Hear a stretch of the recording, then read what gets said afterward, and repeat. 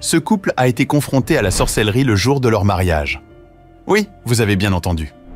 Tout était empoisonné. Du gâteau de mariage au cadeau de mariage.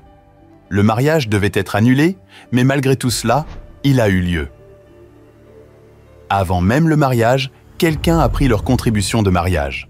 De plus, le mari a perdu son emploi et la femme a perdu son oncle.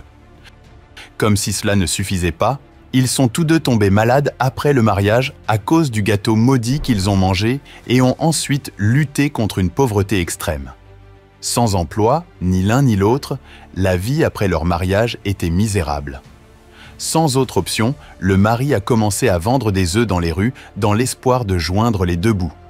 Cependant, cela n'était toujours pas suffisant et ils ont finalement été expulsés de leur maison, peinant à trouver un nouvel endroit où vivre. Les gens autour d'eux ont commencé à murmurer, suggérant que la femme apportait la malchance. Ils ont même conseillé au mari de la quitter s'il voulait une vie meilleure. Malgré le fait que tout le monde leur tournait le dos, leur amour n'a fait que grandir. Ils ont choisi de relever chaque défi ensemble. Aujourd'hui, ils ne se contentent pas de survivre. Ils prospèrent et profitent pleinement de la vie en tant que famille heureuse.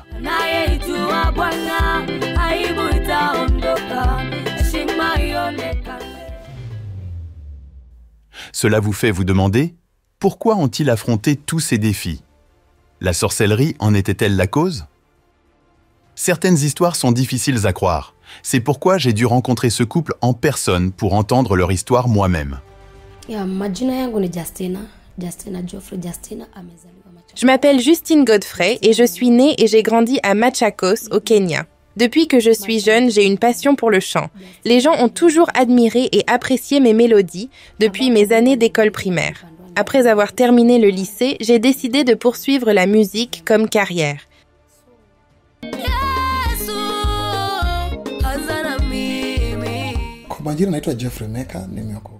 Je m'appelle Godfrey Maker et je suis chrétien. Je suis un homme adulte, marié à une seule femme et nous avons un enfant. Je vais partager l'histoire de ma vie avant et après le mariage. Quand Godfrey a vu Justine pour la première fois à un mariage, il a immédiatement su qu'elle était la bonne. Son intuition s'est avérée juste, sans l'ombre d'un doute.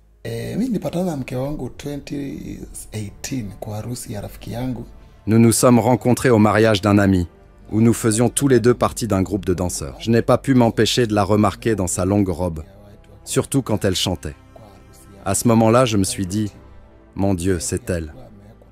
Le lendemain, nous nous sommes retrouvés à une conférence où elle avait une performance. Après qu'elle ait fini, je l'ai approchée et lui ai avoué mon amour. Je lui ai également demandé si nous pouvions prendre une photo ensemble, et elle n'a pas pu refuser. C'était en novembre quand je l'ai encouragée à informer ses parents qu'elle avait rencontré quelqu'un de spécial. J'ai fait de même et suis allé voir mes propres parents pour leur annoncer que j'avais trouvé la bonne personne. Il était sérieux et savait exactement ce qu'il voulait. Il ne voulait pas perdre de temps. Alors, ils ont fréquenté avec un objectif, même si leur relation a été de courte durée. L'amour était dans l'air et le couple semblait inséparable. 3 mois plus tard, ils commencèrent à organiser leur mariage, mais des défis surgirent.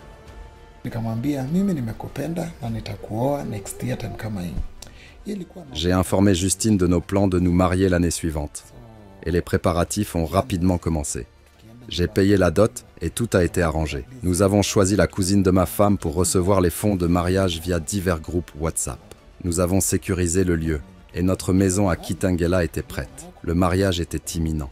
Mais avant toute chose, ma femme m'avait averti de ne faire confiance à personne de sa famille, car elle savait qu'il serait jaloux et qu'il pourrait peut-être pratiquer des rituels de sorcellerie pour arrêter notre mariage. J'ai ignoré son conseil. Je croyais que ma foi me protégerait, alors j'ai agi contrairement à ses recommandations. 2 semaines avant notre mariage, une tragédie a frappé lorsque l'oncle de ma femme s'est suicidé.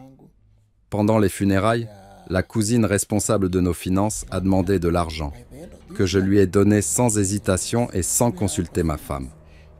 Peu de temps après, j'ai perdu mon emploi d'assistant manager. Quelques jours avant le mariage, cette même cousine a prétendu que son compte était bloqué et qu'elle ne pouvait pas transférer notre argent. C'était un problème après l'autre en très peu de temps. Ce qui semblait initialement être un mariage prometteur commençait à montrer des signes qu'il pourrait même ne pas avoir lieu, car les choses se détérioraient rapidement. Cela est devenu extrêmement préoccupant avec seulement quelques jours restants, car ma cousine n'avait pas encore soumis l'argent contribué. J'étais stupéfaite par son comportement. Après les funérailles de notre oncle, nous l'avons approchée pour l'argent, mais elle nous a présenté de fausses captures d'écran, affirmant que la banque l'avait empêchée de faire des transactions. Cependant, nous avons consulté un ami qui travaille dans une banque et nous avons découvert que le numéro de compte qu'elle nous avait fourni n'existait pas. Ils étaient tous devenus mécontents.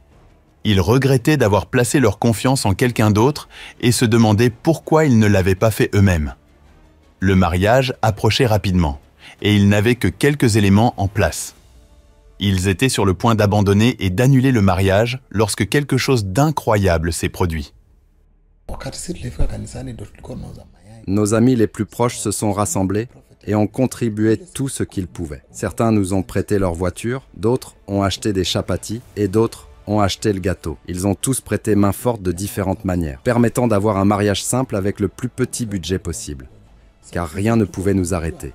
Et le lendemain, nous avons eu notre mariage. Cependant, lors de la cérémonie, quelqu'un a empoisonné notre gâteau de mariage. J'ai souffert d'un mal de dos et je ne pouvais pas soulever ma femme pour nos photos de mariage. Nous ne pouvions pas non plus nous permettre de payer le photographe. À la réception, nos invités nous ont généreusement couverts de cadeaux. Il y avait une femme en particulier qui insistait pour que nous ouvrions son cadeau immédiatement. Nous avons réalisé plus tard que cette femme avait emballé des verres qui étaient également empoisonnés. Heureusement, les gens nous ont donné de l'argent comme cadeau de mariage qui ont aidé à couvrir le coût des décorations et à régler toutes les dettes que nous avions accumulées, et il ne nous restait que 150 shillings kenyans. Après le mariage, leur vie a pris un tournant pour le pire. Ils se sont tous les deux retrouvés sans emploi et sont tombés fréquemment malades. Ils n'avaient pas d'argent, au point qu'ils ne pouvaient même pas se permettre un billet de lune de miel pour Mombasa. Malgré des débuts difficiles, ils ont tout affronté ensemble. Le premier jour, nous nous sommes enfermés dans la maison et avons mangé uniquement du gâteau jusqu'au 3e jour où nous sommes allés sur une montagne pour prier. En priant, je commençais à me sentir mieux, tandis que ma femme tombait malade. Nous avons dû faire face à un défi plus grand encore, les maladies. D'abord, c'était mon mari qui avait un problème de dos qu'il avait contracté lors du mariage. Lorsqu'il s'est rétabli, j'ai suivi, mais je suis tombée malade si longtemps que nous avons manqué de tout, de la nourriture à l'argent. Nous n'avons pas pu payer le loyer et avons fini par aller vivre chez mes beaux-parents pour survivre, car il n'y avait pas d'autre option. S'ensuivit un périple continu de déplacement d'un hôpital à un autre, d'une église et d'un pasteur à un autre, toujours à la recherche d'une solution. Cependant, rien ne semblait fonctionner. Cela a duré si longtemps que certains ont même conseillé à cet homme d'abandonner sa quête, mais il a continué à se battre pour son amour. Malgré de nombreuses visites à l'hôpital et des tests médicaux approfondis, les médecins ne pouvaient pas diagnostiquer la maladie de ma femme alors qu'elle continuait à se détériorer. À court d'économie et désespérés, nous nous sommes tournés vers divers pasteurs pour une aide spirituelle et avons été soutenus par les membres de l'Église, tandis que nos amis prenaient leur distance. Finalement, nous avons rendu visite à un pasteur qui a prié pour ma femme. La nuit suivante, Justine s'est rétablie. Cependant, le lendemain, elle est retombée malade. Le pasteur a prié pour elle une fois de plus, et elle a continué à s'améliorer jour après jour, jusqu'à ce qu'elle soit complètement rétablie. Pour la première fois depuis leur mariage, ils étaient tous les deux heureux, et aucun d'eux n'était malade. Cependant, ils avaient besoin de plus que du bonheur et une bonne santé pour survivre et reconstruire leur vie à partir de rien.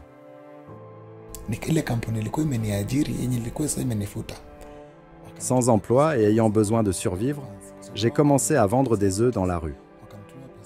Avec le temps, notre entreprise a grandi et nous avons commencé à approvisionner des hôtels et des églises.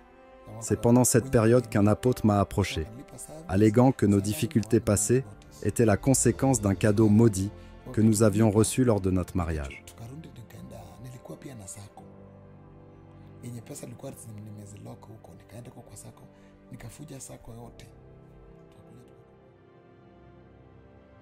Mais aujourd'hui, ils profitent de la vie à nouveau. Le mari a un bon travail et la femme a repris le champ.